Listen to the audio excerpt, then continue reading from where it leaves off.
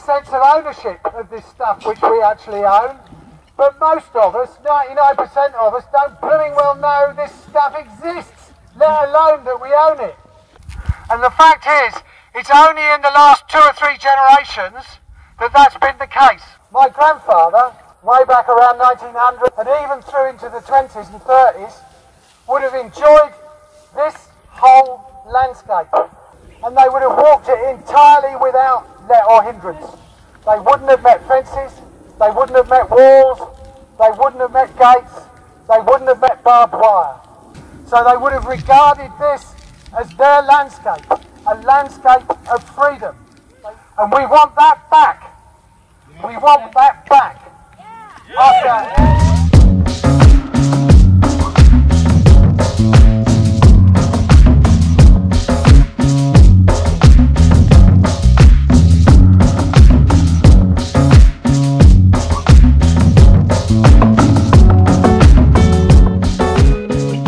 I'm just going to give you 3 stats.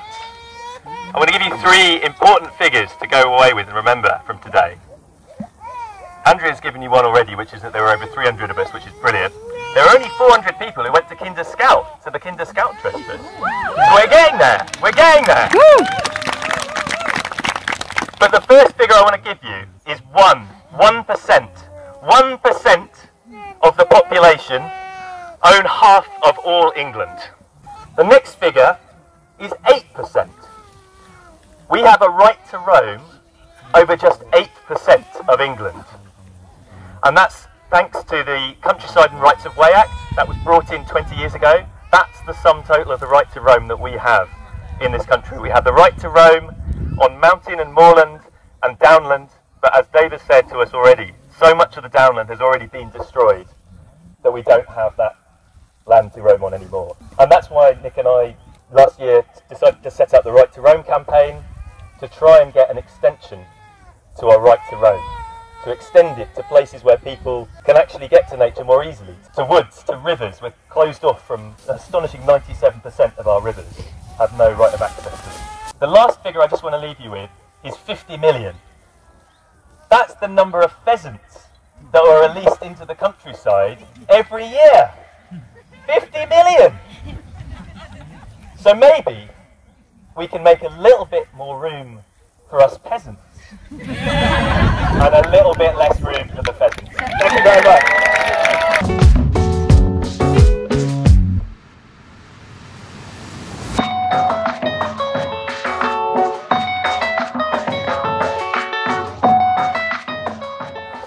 I'm from a mixed Romany Gorger family, and if you don't know what Gorger means, you are one. I grew up with my granddad, who's Romany Gypsy. He was definitely a man of the land. He knew more about plants, trees, building things, making something from nothing, feeding yourself from nothing. He didn't tell me that we were Romany until he was very, very old. And that was for a reason that his community made him fear the impact of being an openly Romany Gypsy man would have on his children and not on our life. What that did to me meant I missed out. I can't speak my own language. It took me years to reconnect with my own community. Cultural exclusion has a huge impact. It kills off cultures, it kills off traditions, and it hurts people who probably we could all serve to learn a lot from. We are all impacted by the impending policing bill, and specifically the law around trespass, which impacts everyone around access to land, wild camping, living freely, roaming freely on the land. But for Romany travellers, Irish travellers specifically, it is an act of cultural genocide. Governments have been doing that for decades by restricting where we can live, restricting where we can park up, and now it will become illegal to stop anywhere with the intent to reside. And what that means for traveller families is that they can have their house seized, they can face imprisonment, they can face impossible fines, £2,000+ of fines, and for our community there's no safety net underneath that.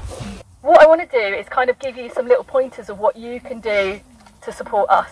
The reason why people in power want to turn people against Romany Gypsies and against travellers is because we represent what they're most afraid of, people living outside their authority, people living on their own authority, people living their own way. So they don't want you to be allies with us because of what that means. Your challenge is really to speak up for all travellers. I don't want to be the socially acceptable face of a Romany gypsy. If you accept me and you recognise racism towards me, you recognise racism towards all travellers. I want you to look into our history. Travellers have a long history of living with the land. We have a long history of contributing to this country, and it's been written out. Every year there's Gypsy Roma Traveller History Month, where there are beautiful stories about us as British people and how we fit into the history of this country.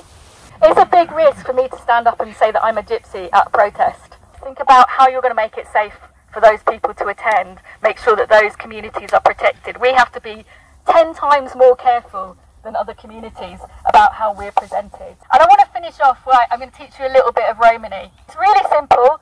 It means Romanies rise up. And it goes, Opry Roma! Opry Roma! Opry Roma! Thank you very much.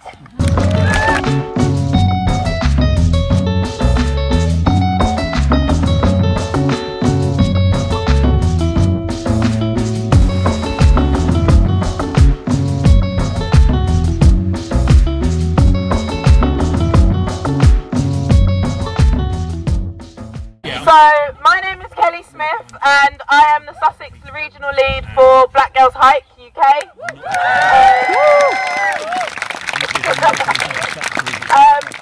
So we stretch across Sussex, we go all the way out to Worthing and go all the way out to Cumbia in East Sussex. I put on lots of different walks for all different groups. I put on lots of LGBTQ POC, I hope I got that right, walks. I also put on lots of allied walks for people that want to go together. When I do advertise my walks, I say lots of children, lots of fur babies, and it's all about getting into the outdoors. I think it's incredibly important that we access the outdoors. The mental health and the physical health benefits are just incredible for all of us to be out here and to be together, socially distanced. I would also like to say that a lot of this is more so about class, more than it is about race. If anyone watched the webinar, I tried to highlight that incredibly so. I grew up quite middle class, and until I left home at 17, I did not experience any of the things that I'm experiencing now. And I think to make a very clear distinction that that didn't happen until I lost access to wealth.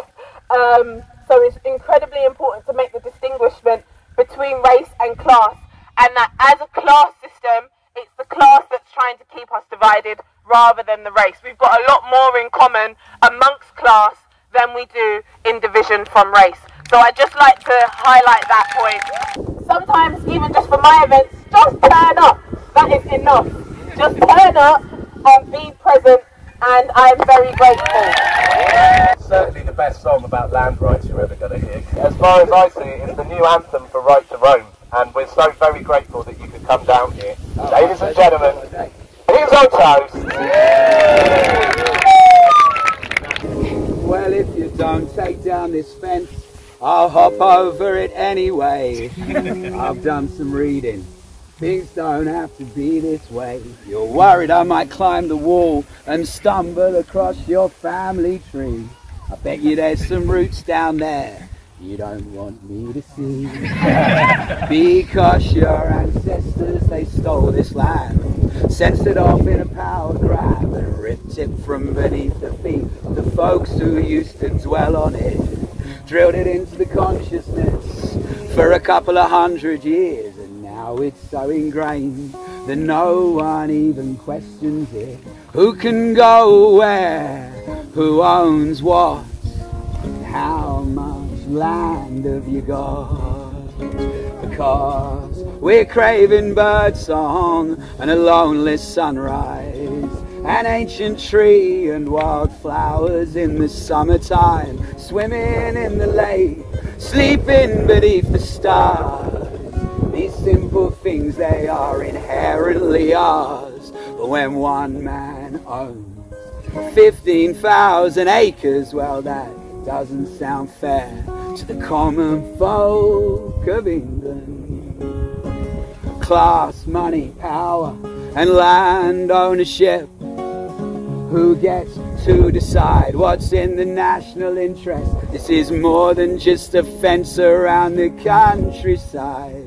By fencing off the commons, they're fencing off our minds, and we're only given access to a smidgen of our rivers, and we're going stir crazy in the towns and the cities, knowing nature can fill that hole. We just need a right to roam. Oh, we just want to walk the land, treat it like common ground. We want to feel at home and welcome in nature. Stop saying that the country's full and hiding it behind a wall. Well, anyone who crosses gets labelled a trespasser. Who can go where? Who owns what? And how much land have you got? Because we're craving bird song and a lonely sunrise, an ancient tree and wildflowers in the summertime, swimming in the lake, sleeping beneath the stars. These simple things, they are inherently ours. But when one man owns 50,000 acres, well, that doesn't sound fair to the common folk of England. So if you don't take down this fence, we'll hop over it anyway. We come in numbers, and things don't have to be this way. Yeah!